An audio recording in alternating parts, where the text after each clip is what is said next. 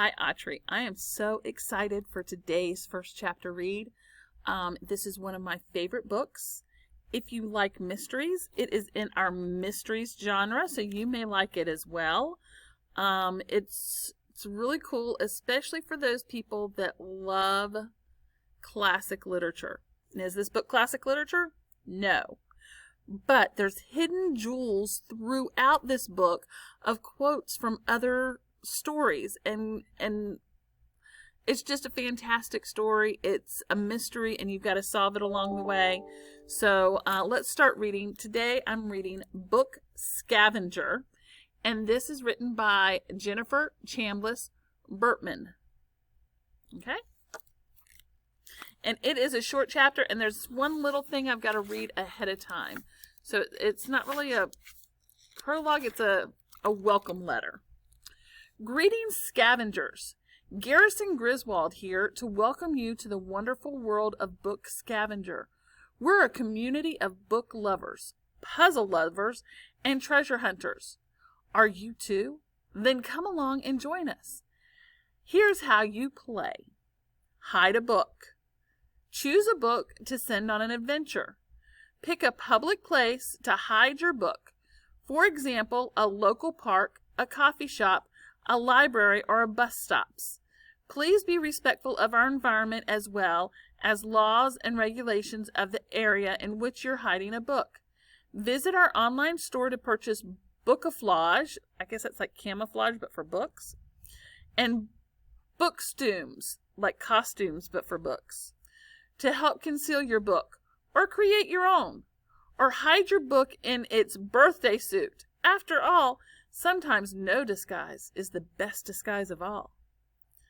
Number 3, create and upload a clue. Provide other scavengers with a hint for how you find your book.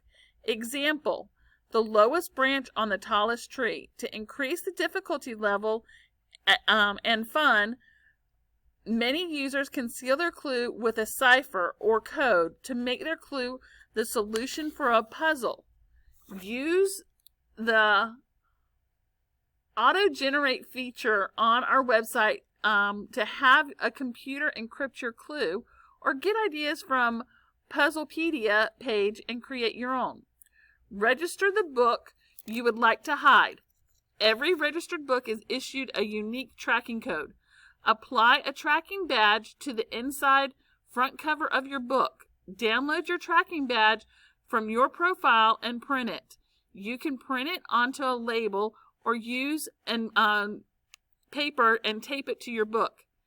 Then you hide your book. Number 5, hide your book. Track its travels via the Hidden Books tab of your profile as other scavengers find, log, and re-hide your book. Now here's what you do when you find a book. Select a book.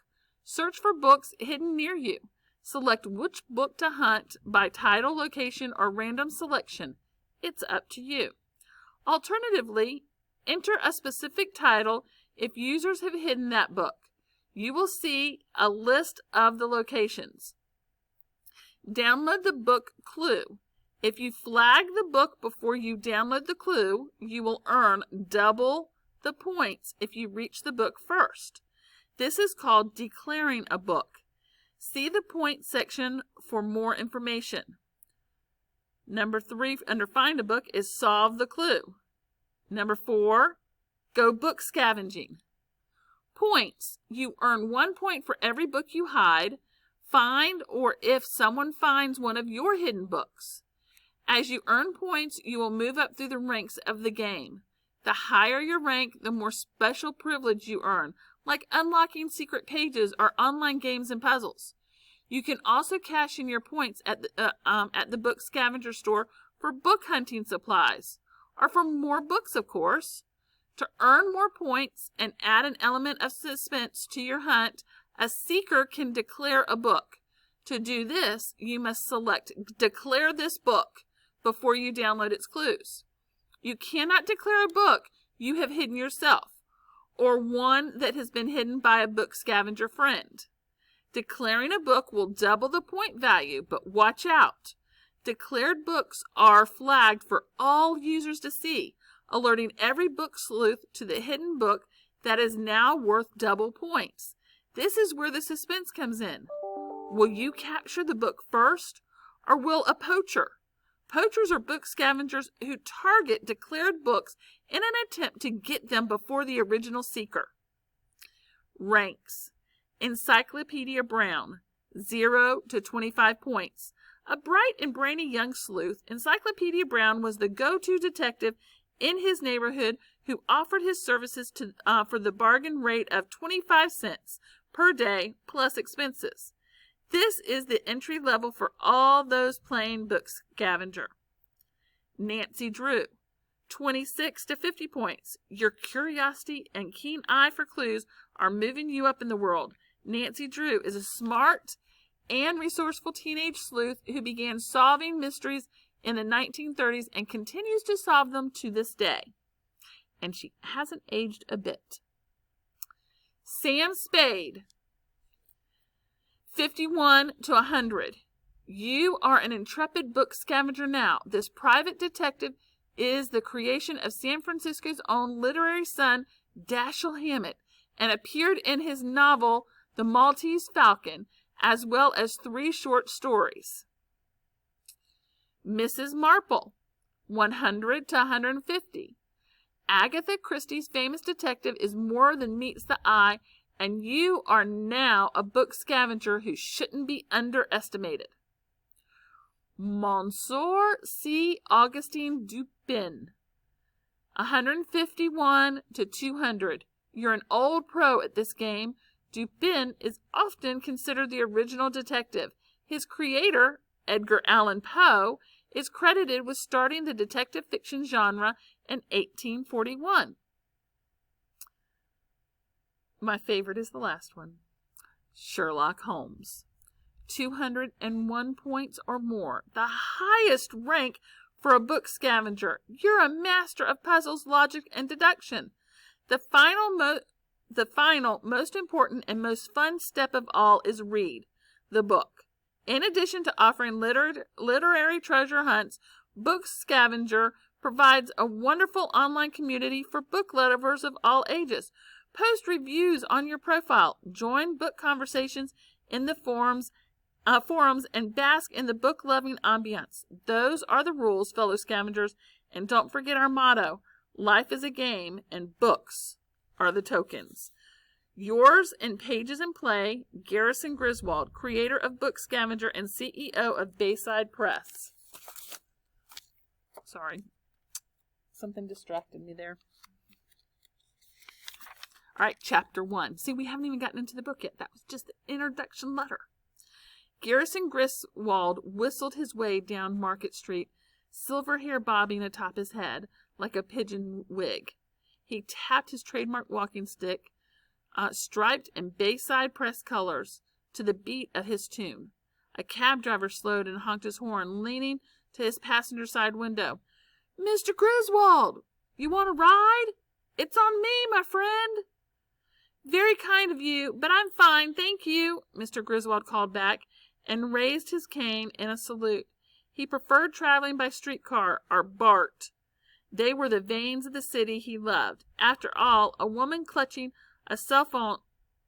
They were the veins of the city he loved, after all. New paragraph. A woman clutching a cell phone hurried to Mr. Griswold's side. "My son is such a fan of Book Scavenger. Can I trouble you for a photograph?" Mr. Griswold checked his wristwatch. Plenty of time to spare before he had to be at the main library for his big announcement. He balanced a hand on the woman's shoulder as she held the phone at arm's length to take a picture. "So is it true?" she asked. "Do you have another game in the works?" In response, Mr. Griswold pulled an imaginary zipper across his lips and gave her a wink. He continued on his way through the stream of pedestrians, whistling and tapping his cane on the brick sidewalk, completely unaware of the 2 men who'd stepped into his wake.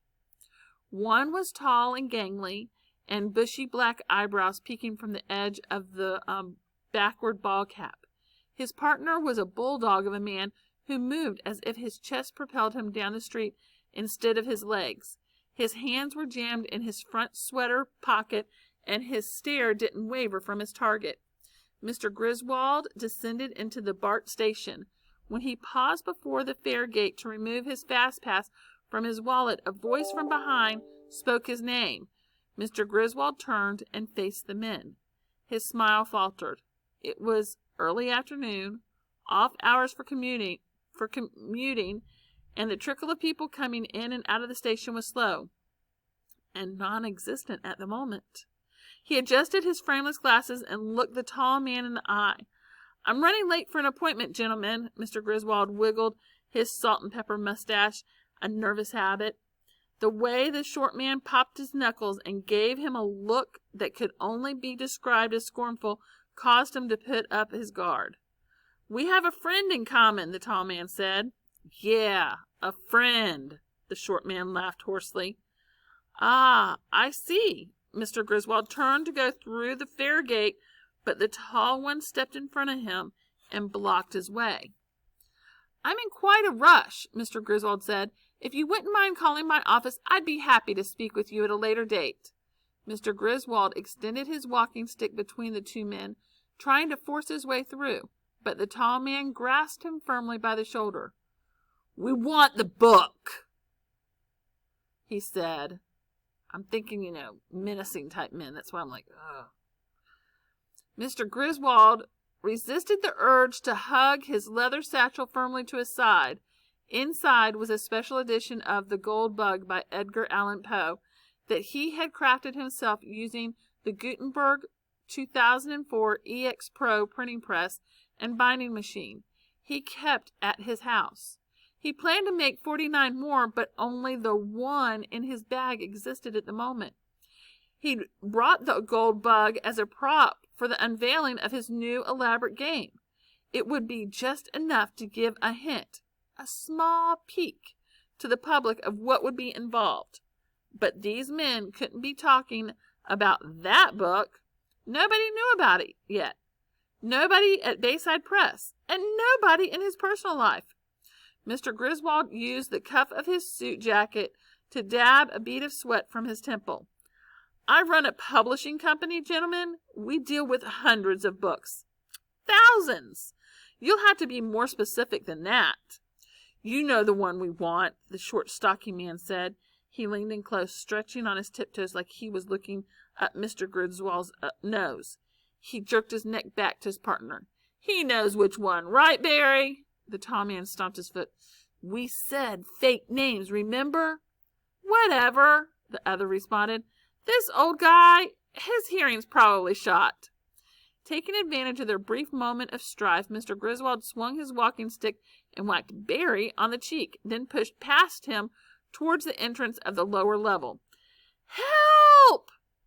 His cry echoed in the cavernous station. There was a low crack like a distant boom of thunder. Mr. Griswold felt something like a punch to his back. He stumbled and fell to the ground, hitting his head on the stone floor. Had he been shot? He struggled to breathe. A numb dampness spread across his lower back, and his head throbbed where it had connected to the ground. Barry cursed and rushed forward. He stooped beside Mr. Griswold and placed a palm on his forehead, as if he were checking for a fever. "What did you do, Clyde?" "What happened to—" "We gotta use fake names," Clyde said. "I can't believe this," Barry cried. "You have a gun. You shot him. That wasn't part of the plan." Clyde shrugged. "I improvised." "What if he doesn't have the book on him?" "Of course he has it on him." Clyde inspected the hole in his sweatshirt pocket where he'd concealed his gun. He needs it for that press conference." An automated announcement drifted up from the level below where the trains and buses arrived. Barry slid his arms underneath Mr. Griswold's, and dragged him backwards to an empty bench. With a soft grunt, Mr. Griswold collapsed against the slick granite wall behind him. He crumpled from a seated position to a prone one, his back sliding against the wall, leaving a streak of blood to mark his trail. He tried to land on top of his bag in an effort to keep it from the men, but Clyde tugged it free. Clyde pulled the book from Mr. Griswold's bag. The Gold Bug by Edgar Allan Poe. He tossed it to Barry. That has to be it. Mr. Griswold's vision blurred, and the two men together and apart. He wanted to say something, to stop them, but all that came out were moans. Barry hardly looked at the book before hurling it to the corner, where it rebounded off the wall and slid behind a trash can. "That's a brand new book," he shouted. "It's still a book," Clyde said. "He's a publisher. He's going to have books on him. We were told to look for an old book, a really old book." A BART train rumbled in one level below. The hum of people leaving the cars carried upstairs. "We got to get out of here," Barry said. The two men raced to the exit. A boisterous group wearing black and orange jerseys rode up the escalator. One of them noticed Mr. Griswold slumped on the bench and ran over. A man dialed 911 on his cell phone. A woman crouched next to him and repeated, "Hang on, everything will be okay." As Garrison Griswold hovered on the brink of consciousness, he wasn't worried about when help would arrive. It was the slim edition of the Gold Bug wedged between the trash can and the wall that consumed his thoughts. All that work, all his plans, everything was in place, but without the Gold Bug, his game wouldn't get launched. His nearly priceless treasure would never be discovered. He hoped desperately that the right person would find his book, someone who would take the time to understand and appreciate the secrets that it held. That's the beginning. That's just the first chapter. So if you like the book Scavenger, you can go on the CLC's website, autryclc.com, and I have directions on there. It's over on the left-hand side, and it's called Checking Out a Book or something like that from the CLC. So you can check out books from the CLC. You just go into Destiny and you put it on hold. So go to Destiny, Discover in our resources, log in with your Office 365 account, put the book on hold, and on Monday we check it out to you, and then you come from 4 to 6 in our bus port and pick up your books that you check out. It's as easy as that. So if you would like to read the book Scavenger, I think I have 2, maybe 3 copies, because I think this was a Helen Ruffin book a couple years ago. But I think I have at least 2 copies of this book. So if you would like to read it, you can check it out. It is an awesome mystery. I'm just going to leave it at that. Awesome mystery. So make sure you check the book out. All right, Autry, I hope you have a great day.